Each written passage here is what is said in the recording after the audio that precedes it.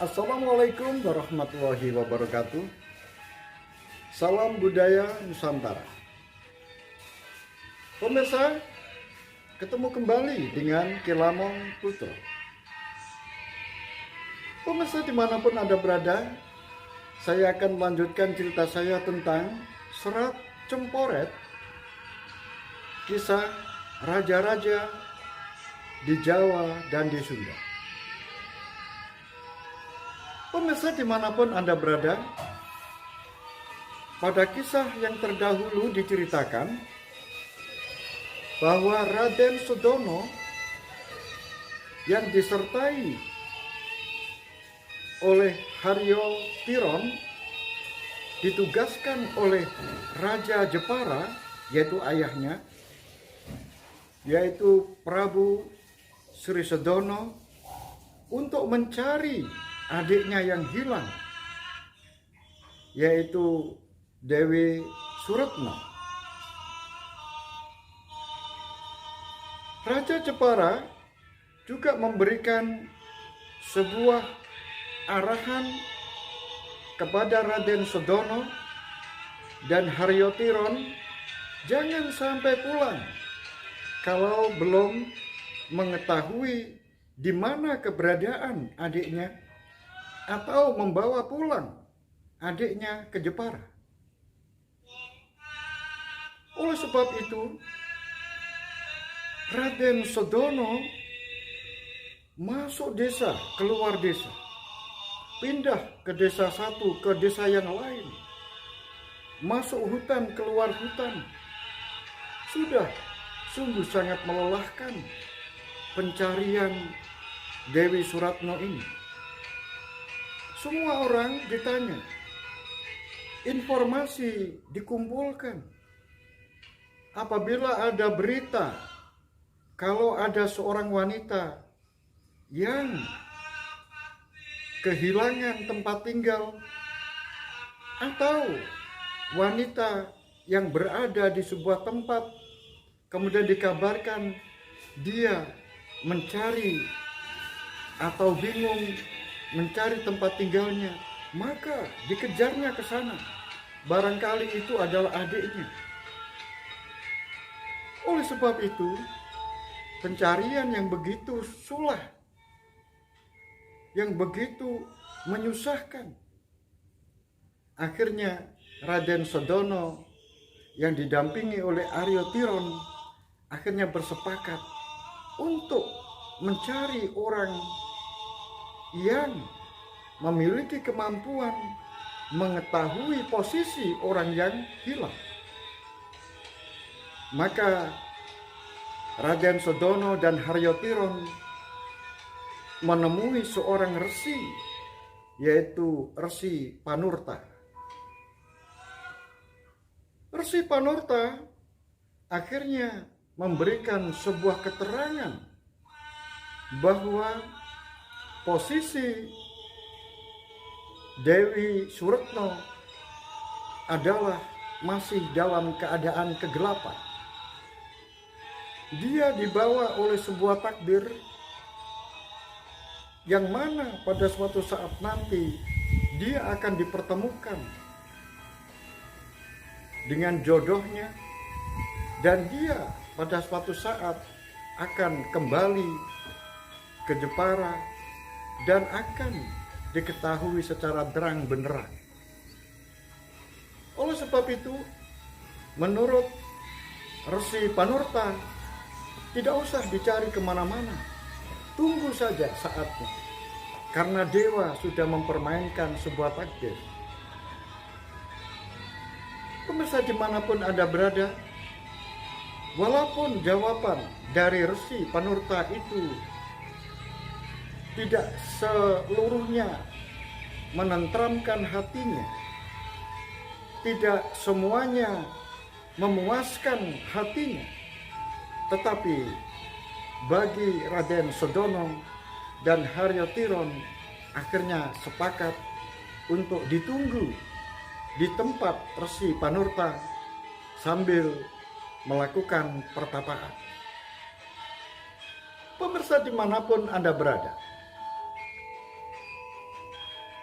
kita kembali menemui Ki Cemporet, yang mana Ki Cemporet sudah berada di desa, yaitu Cengkal Sewu, desa yang dibangunnya. Pada suatu ketika, Ki Cemporet dan istrinya masuk ke dalam hutan untuk mencari kayu bakar, dan Nyai Cemporet untuk mencari daun-daun peloso, yang mana ranting-ranting kering itu dikumpulkan kemudian dibawa pulang, tentunya sebagai bahan bakar untuk masak. Demikian juga Nyai Cemporet mengumpulkan daun-daun peloso dan juga daun-daun jati yang masih muda, kemudian dipakai untuk alat pembungkus, baik itu dipakai sendiri atau nanti kalau ada tetangga yang mau mengganti, bertukar dengan bahan makanan yang lain, bisa dilakukan seperti itu. Pemirsa dimanapun Anda berada, saking asiknya mengumpulkan kayu-kayu bakar, demikian juga Nyai Cemporet sedang asik-asiknya mencari daun-daun peloso yang lebar-lebar. Maka tidak terasa dia sudah masuk ke dalam hutan itu, semakin jauh dan semakin masuk ke dalam. Akhirnya pada suatu ketika mereka berdua mau pulang,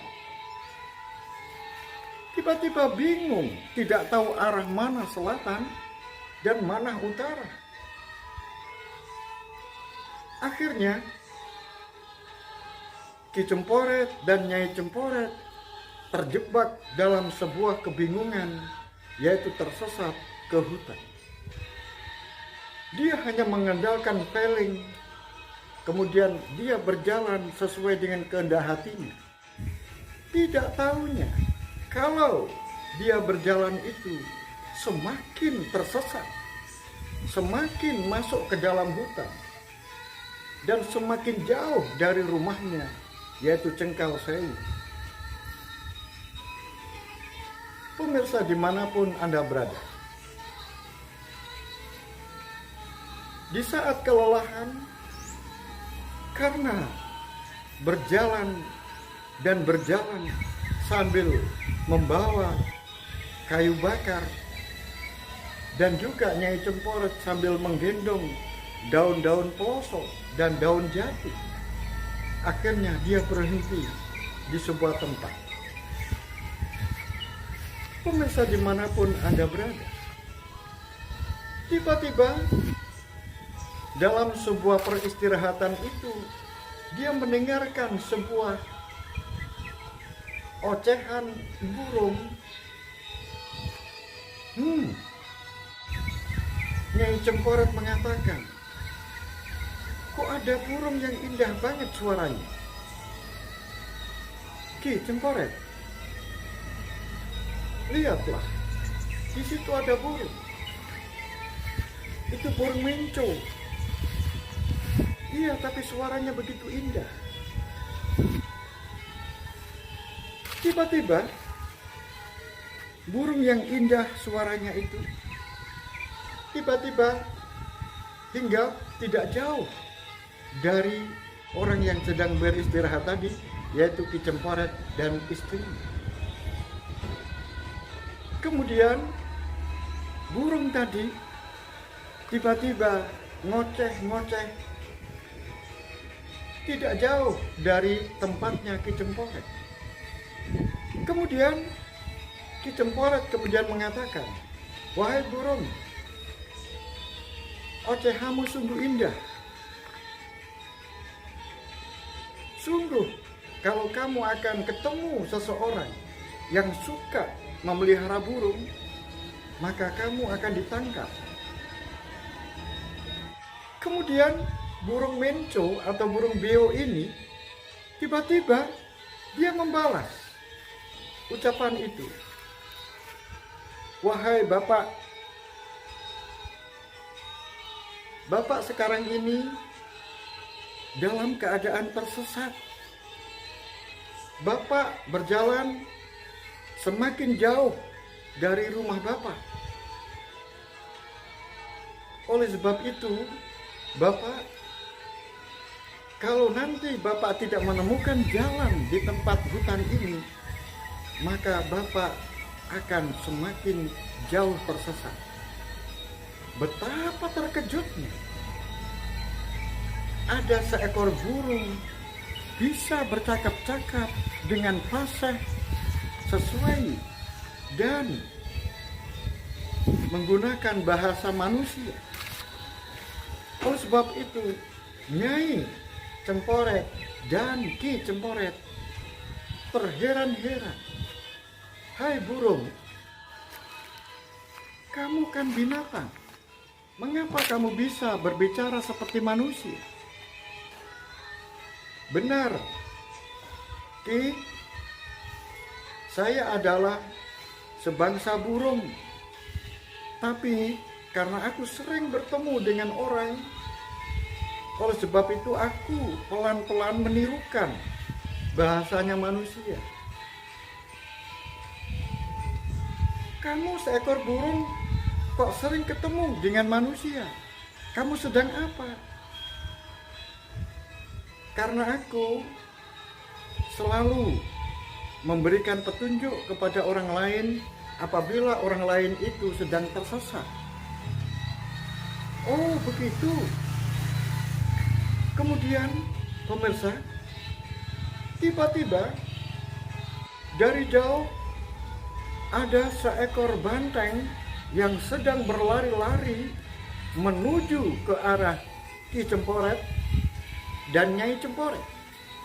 Oleh sebab itu, Ki Cemporet dan Nyai Cemporet takutnya bukan main. Dia berlari-lari. Oleh sebab itu, burung tadi mengatakan, wahai Ki dan Nyai, kamu jangan takut. Karena dia adalah seekor banteng, dia juga mengerti. Apabila tidak diganggu, maka dia pun tidak mengganggu. Karena Aki dan Nyai tidak mengganggu, biarkan saja mereka datang. Karena dia juga binatang yang paham. Kalau tidak diganggu, dia pun tidak mengganggu. Kemudian banteng itu duduk tidak jauh dari tempatnya Ki Cemporet dan Nyai Cemporet. Benar kan? Dia sekarang duduk, Ki dan Nyai. Lihat, dia juga ikut bergabung dengan kita. Dia tidak mengganggu kita. Benar, benar. Kemudian tiba-tiba banteng itu mengatakan, wahai Ki dan Nyai, aku adalah binatang yang ada di hutan ini. Aku juga paham bahasanya manusia. Karena aku selalu bersama dengan adikku Menco. Selalu bekerja sama. Apabila ada orang yang tersesat di hutan ini, maka aku tolong. Oleh sebab itu aku sering berjumpa dengan manusia dan aku belajar dari manusia. Bahasanya juga aku pelajari agar mereka memahami aku. Oh begitu ya. Iya, begitulah Nyai dan Kaki. Aku selalu ingin bersahabat dengan manusia. Aku ingin menolong manusia. Kalau begitu, ini kebetulan sekali. Aku kan dalam keadaan tersesat sekarang ini. Kalau aku tidak ditolong, pasti aku nanti akan semakin tersesat. Baiklah Ki, Kaki rumahnya mana? Aku tinggal di sebuah desa namanya Cengkal Sewu. Aku sendiri tidak tahu di mana arahnya. Karena aku di tengah-tengah hutan ini tidak tahu mana selatan dan mana utara. Sehingga aku susah untuk keluar dan susah untuk menunjukkan arah desa yang aku tinggali.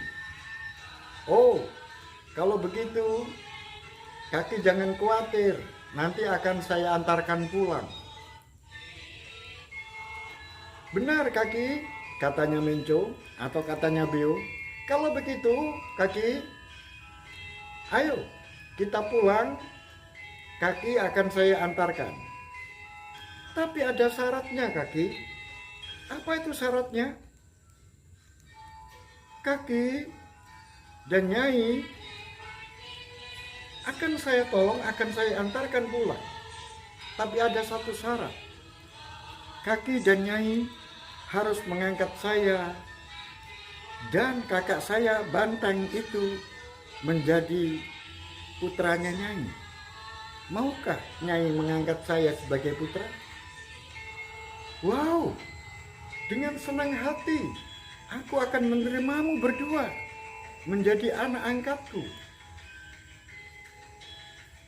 Baiklah Ki, kalau begitu, karena kaki sudah mau berjanji mengangkat saya sebagai anak angkat, oleh sebab itu silakan kaki untuk naik di punggungnya kakak saya Banteng. Pemirsa dimanapun Anda berada, kemudian Banteng itu kemudian menurunkan badannya, kemudian Nyai ada di depan, kemudian kaki ada di belakangnya, kemudian Banteng berdiri dan kemudian berjalan. Kemudian Menco terbang-terbang di depan untuk mencari arah dan mencari jalan. Pemirsa dimanapun Anda berada, di dalam perjalanan menempuh melewati hutan yang begitu lebat, kadang-kadang Banteng berhenti dari perjalanannya. Berhenti. Aku menemukan sesuatu. Kemudian Banteng ini menurunkan badannya, kemudian mengatakan kepada kaki, "Wahai kaki, lihatlah di depan itu. Itu banyak tombak dan banyak keris yang berserakan, dan juga ada perhiasan-perhiasan, dan juga ada kalung-kalung dan gelang. Itu pasti miliknya orang-orang. Apakah itu miliknya prajurit yang ketika dia berperang kemudian membawa lari barang-barang itu, kemudian dia terbunuh sehingga mati di tempat ini, atau memang ada orang yang menyembunyikan barang-barang itu di tempat ini? Ambil saja Ki." Akhirnya tumbak-tumbak itu dikumpulkan, tameng-tameng, perisai yang terbuat dari baja, kemudian kalung-kalung emas, semuanya dikumpulkan oleh Nyai, kemudian dimasukkan ke dalam sakunya. Setelah semuanya sudah selesai, kemudian kaki dan Nyai naik kembali di punggung Andoko atau Banteng. Kemudian Banteng itu melanjutkan perjalanannya. Pemirsa dimanapun Anda berada, setiap ada sesuatu yang aneh, pasti Banteng itu akan menurunkan kaki dan akan menurunkan Nyai untuk mengambil barang-barang di hutan itu. Oleh sebab itu, sudah terkumpul banyak barang-barang berharga yang dimiliki oleh kaki dan Nyai.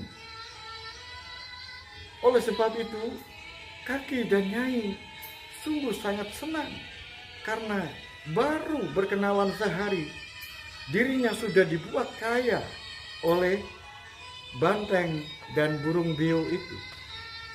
Akhirnya kaki Cemporet dan Nyai Cemporet sudah sampai di rumahnya, yaitu Cengkal Sewu. Pemirsa dimanapun Anda berada, akhirnya di dalam rumah Ki Cemporet itu bertambah 2 penghuni, yang asalnya 3 penghuni, yaitu Nyai Cemporet, Kaki Cemporet, dan cucunya. Sekarang ditambah dengan banteng dan ditambah dengan burung beo. Pemirsa dimanapun Anda berada, kita tinggalkan Ki Cemporet yang sudah sampai di rumahnya. Kita menemui yaitu Dewi Suretno yang berjalan dari desa ke desa. Kemudian dia sembunyi kalau siang hari, kemudian kalau malam dia melanjutkan perjalanan. Maka sampailah dia di sebuah hutan. Perjalanan itu semakin jauh dan semakin jauh. Maka sampailah dia di sebuah hutan, yaitu hutan yang termasuk wilayah di desa Cengkal Sewu. Pemirsa dimanapun Anda berada, bagaimanakah kisahnya? Apakah nanti Ki Cemporet akan memerintahkan kepada banteng dan beo untuk mencari barang-barang yang berharga di hutan? Atau bagaimanakah Dewi Suretno yang sudah berada di hutan Cengkal Sewu itu kemudian nanti ketemu dengan banteng dan ketemu dengan burung beo? Kemudian bagaimana kelanjutan dari kisah ini? Oleh sebab itu, ikuti terus cerita saya dan jangan lupa berikan bantuan kepada saya, like, subscribe, dan jangan lupa tombol loncengnya agar tidak ketinggalan cerita-cerita saya. Sampai di sini pemirsa, akhirul kalam, bila taufik wal hidayah, waridha wal inayah. Assalamualaikum warahmatullahi wabarakatuh. Salam budaya Nusantara.